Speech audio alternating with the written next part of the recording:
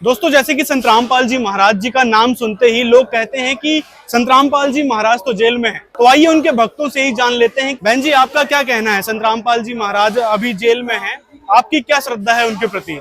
हमारे लिए तो वो भगवान है, हमने उन्हें गुरु बनाया, वो भगवान ही है। वो कहीं भी रहे, जेल में रहे चाहे कहीं भी रहे, गुरु हमारे भगवान ही रहेंगे। क्योंकि हमें पूर्ण विश्वास है वो जो बता रहे हैं वो सच्चाई है। क्योंकि अगर हीरा कीचड़ में गिर जाए तो हीरा ही रहता है, उसकी कीमत कम नहीं होती। अगर वो जेल में है तो आज भी उनमें वही शक्ति है, वही पावर है। क्योंकि जैसे टावर कहीं भी हो, उनकी पावर कहीं भी हो तो वो काम करती जरूर है। जैसे प्रधानमंत्री होते हैं, उनके भी शब्द में शक्ति होती है। अगर वो कहीं भी खड़े होकर बोल दे तो वो पावर खत्म नहीं होती। और अगर वे जेल में, उसका भी कोई कारण है, उनका विरोध क्यों हुआ था, उसके पीछे यही कारण है कि जब कोई परिवर्तन होता है तो वहाँ क्रांति जरूर आती है। जब संत बताते हैं तो उनका विरोध जरूर होता है। जैसे नानक जी हुए, उनको भी बाबर की जेल में डाला गया। जितने भी संत हुए आज तक, उनका विरोध इसलिए हुआ क्योंकि वो कुछ हटकर बताते हैं, वो सच्चाई बता रहे होते हैं।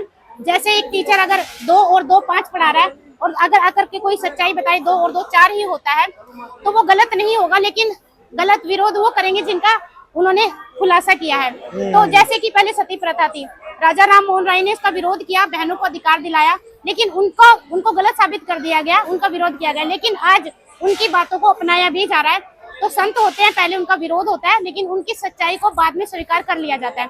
जैसे एक वैज्ञानिक थे, उन्होंने बताया था पृथ्वी गोल है, लेकिन उनको फांसी की सजा दे दी गई, लेकिन बाद में बात स्वीकार कर ली गई। तो जो संत रामपाल जी महाराज जी आज जो बता रहे हैं, जो सच्चाई बता रहे हैं, वो अलग हटकर बता रहे हैं, वेद और शास्त्रों के अनुसार बता रहे हैं। आज तक वेद और शास्त्रों को किसी ने पढ़ा ही नहीं था, लेकिन जनता पढ़ी लिखी है, समाज जागरूक हो रहा है, जान रहा है, एक न एक दिन स्वीकार करेगा और कर भी रहे हैं। कुछ विरोध कर रहे हैं, कुछ कर रहे हैं। जब पूरा संसार जागृत हो जाएगा तो पता चल जाएगा कि वो पूर्ण संत हैं, वास्तव में वही परमात्मा है। क्यों? परमात्मा अपना ज्ञान आकर के स्वयं बताता। मेन तो उनका ज्ञान है।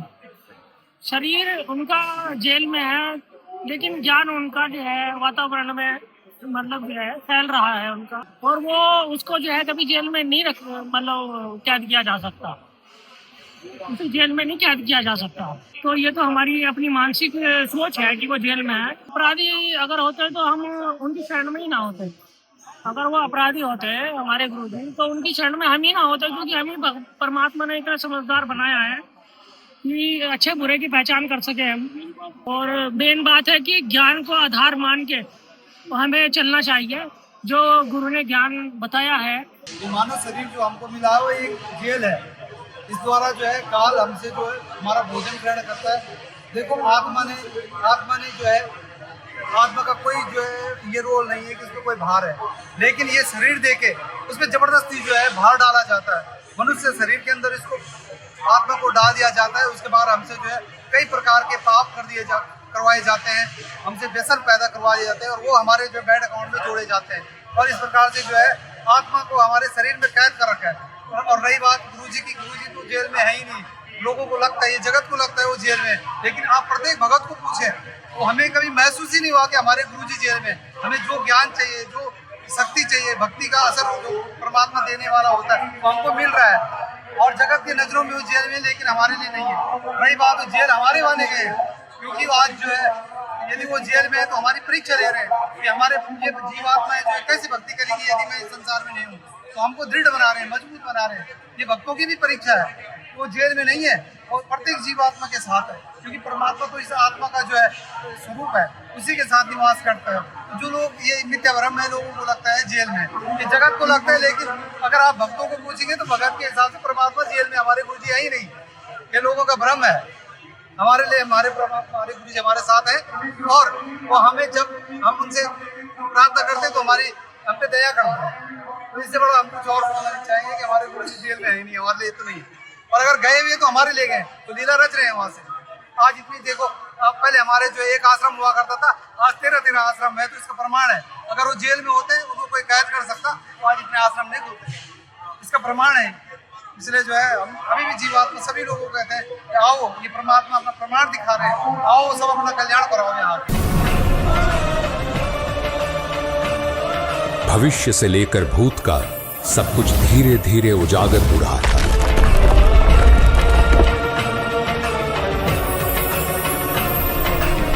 दर्शकों, संत रामपाल जी महाराज जी के रूप में आए कबीर साहिब जी ने सैकड़ों वर्ष पुराने पंथों, परंपराओं और सामाजिक कुरीतियों को जड़ से खत्म करने का बीड़ा उठाया था। सामाजिक उत्थान को जिन जंजीरों ने जकड़ रखा था, उन जंजीरों को काटने का सबसे अचूक हथियार था संत रामपाल जी महाराज का तत्व ज्ञान। इस दौरान संघर्ष और यातनाओं ने भले ही अपना तांडव भी खूब दिखाए, लेकिन इस महान संत के जुनून और अपने उद्देश्य को कामयाब करने की चाहत ने हर पीड़ा और दर्द को धत्ता साबित कर दिया।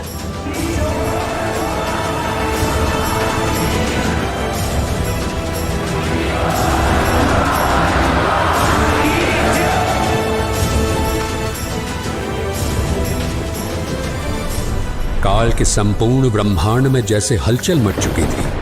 काल की कैद में फंसी आत्माओं को जैसे सतलोक की चांदनी की शीतलता महसूस होने लगी थी, क्योंकि जो भी संत रामपाल जी महाराज जी के सानिध्य में आता, उसे ऐसा महसूस होता जैसे कई दिनों से भूखे को रोटी का निवाला मिल जाए। कड़ी धूप में कोसों मील दूर की यात्रा तय करने के बाद किसी पथिक को घने वृक्ष की छाया मिल जाए, ऐसा ही एहसास काल के थपेड़ों से पीड़ित श्रद्धालुओं को संत रामपाल जी महाराज के पास आने से होने लगा।